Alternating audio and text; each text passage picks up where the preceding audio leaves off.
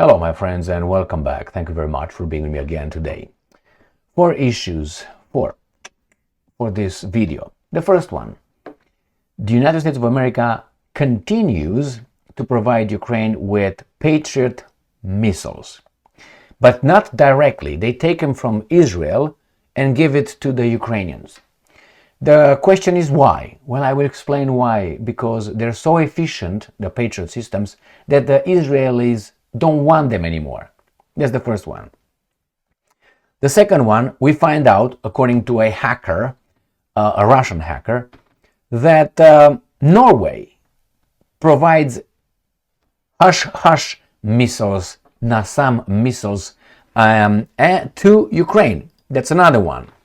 So, covert arms delivery to Ukraine. And it's the system, not only the missiles, the systems as well. And I'm going to let you know how many and how much. And the money comes from you. The other one, Pokrovsk. The evacuation from Pokrovsk started because the Russians are coming. And it seems like it becomes worse and worse for the Ukrainians still in Pokrovsk, because the Russians are about to encircle it. And they are, did I make a bubble? With my, anyway. And the Russians are bombarding the evacuation routes from Pokrovsk. Therefore, you're kind of caught if you are still over there.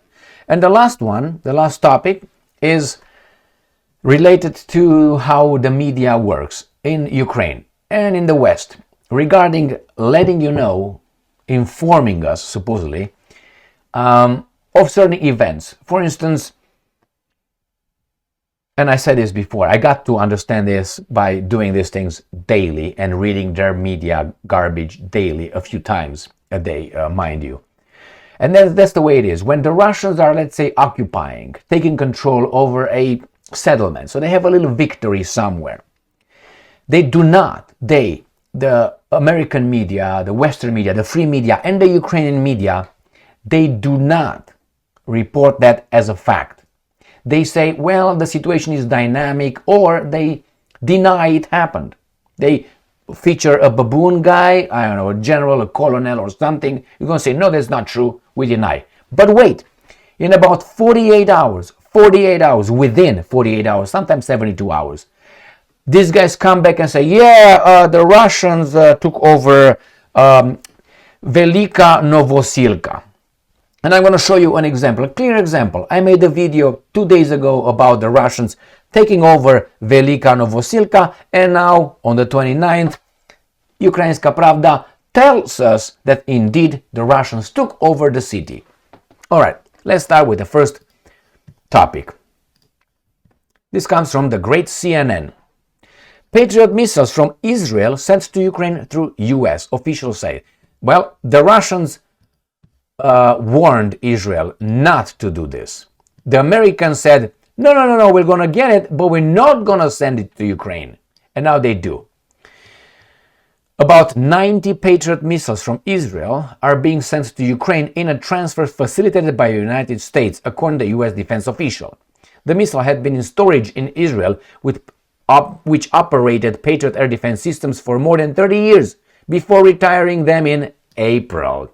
Discussing about transferring the missiles from Israel to Ukraine have been ongoing since last summer, when Biden administration officials were hopeful that effort might allow the unseen missiles, unused missiles, to be sent to Kiev to aid its war with Russia. Now, let me tell you this beautiful piece of information. The Americans said that they will not do that. And it was also regarding other pieces of equipment transferred back, I can't remember, from Japan. But why do they do this? Well, remember when Iran, let's go even back. If you go to the Scud missiles in a war with Iraq, then in 1991, 90 whatever, when they first bombarded and Saddam sent some Scud missiles towards Israel, Israel used our Patriot systems over there to defend themselves. And the rate of success for the Patriot systems at that time was about 12%, if I remember correctly. No more than 20, it was reported afterwards. So then it was no more than 2 Scud missiles. Now, obviously, technology evolves on both sides. So when the Iranians sent those little missiles towards Israel last year, what happened? These guys, the Israelis reported that they can't use them. The Iron Dome cannot be provided and defended with Patriot systems. And I made some videos where they said they suck. That's why. So now they give these guys missiles. Let them have them. Because these guys send used and garbage missiles and airplanes and tanks that are really stripped down and not the ones that they... Why? They claim that we're going to send Abrams tanks, but we're not going to send them with the best technology on board. Why? When they will be destroyed, to say, they were destroyed in Ukraine by the Russians, but hey, those were not the real Abrams tanks. Now it's 2 options. One, you either send a garbage tank, that means you endanger the lives of human beings who are supposed to operate your Abrams tanks against the Russians, therefore you're a criminal, right there. Or you send the real one, they get blown up by the Russians, and you say, that was not the real Abrams tanks. Now, which one is it? You're a criminal or a liar? Which one is it? All right, so here, you know who I'm talking about, Pentagon and these fuckers. Now, Reuters, US sending Patriot missiles from Israel to Ukraine, Axios reports. All right, next one. Russia Today, lone Russian hacker exposes covert arms delivery to Ukraine. Is this true? I don't know. This is what these guys say about it. Norway secretly agreed to provide additional NASAMS anti-aircraft systems, the batteries, to Kiev. Leaked documents reportedly show a Russian hacker claims to have obtained highly sensitive documents exposing covert Norwegian arms deliveries to Ukraine after accessing the servers of defense company Kongsberg. The documents allegedly, you see, this is journalism, allegedly reveal not only the type of weapons involved, but their location and plans for their movement, according to the hacker. Known under the alias of Palachpro, alias, what the hell am I talking about? Alias. The hacker told Russian media that he obtained the leaked documents on Tuesday and detailed how he hacked the defense firm. According to the documents, the company reached a secret deal to deliver 10 additional Norwegian advanced surface air-to-missile systems, NASAMS, worth around $3 billion, from where Ukraine is bankrupt, so you understand who pays for that. The delivery, expected to be made later this year, has not been publicly announced by either side. The deal was reportedly reached earlier this year by Ukrainian Defense Minister Rustem Umerov, the Tatar Rustem Umerov, who is currently embroiled in a major corruption scandal involving arms procurements at grossly inflated prices. That's how they do it, and the Americans take it, because why not? Someone makes a profit anyway here. Those guys can inflate whatever they want. Apart from the NASAM systems, Norway also agreed to invest some $66 million to design anti-drone systems as well as to modernize the Ukrainian fleet, the leaked documents suggest. Got it? 10 of them are coming over Red Rover. Is it true? I give this possibility 100%. Probability, I would give it 90%. 90%.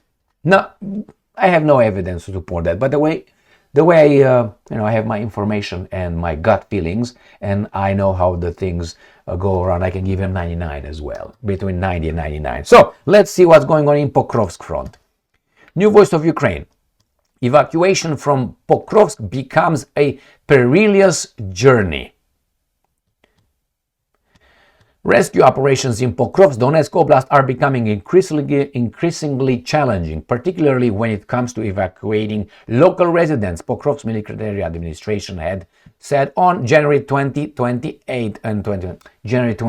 right, where is Pokrovsk? So here's the map of Ukraine. This is in Donetsk, right here. Pokrovsk is this little town of Bethlehem by Dnipropetrovsk Oblast, which is right here. So this is Pokrovsk. Krasnoarmeysk. This is the Russian name. So it's harder for these guys to evacuate their civilians. Some of them, maybe they're waiting for the Russians. Maybe they don't want to be in Ukraine, they want to be in Russia. And here is the situation. So just so you know, the Russians probably bombard the evacuation routes towards Dnipropetrovsk. Let's see what these guys are saying. Now, they are going to give us some... over the past week, we've seen an increase in places within the city that emergency services can't access. There are some problematic areas where neither our specialists, the state emergency services, nor evacuation teams can reach anymore. He added that under these circumstances, some residents in Pokrovsk must evacuate on foot. So that's not good. They show you a little map over here, the ones that I showed you. Now, here, Russian forces occupy Velyka Novosilka, and I'm going to show you where that is, and advance in several Donetsk Oblast settlements, DeepState analysts say. This is on January 29th. Today, January 29th. But hey, wait a second. What do we have here? This video, Russians occupy Velyka Novosilka. And then here, this is from, let's see what date it is. 26. So on the 26th, I made this video.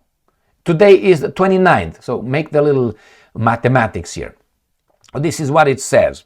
Let me see right here. The strategic town of Velyka Novosilka in the Donetsk People's Republic had been liberated, the military has said. This is according to the Russians. And now they come and say, we did it, and I saw a spell over there, which I'm going to... Is that what it is?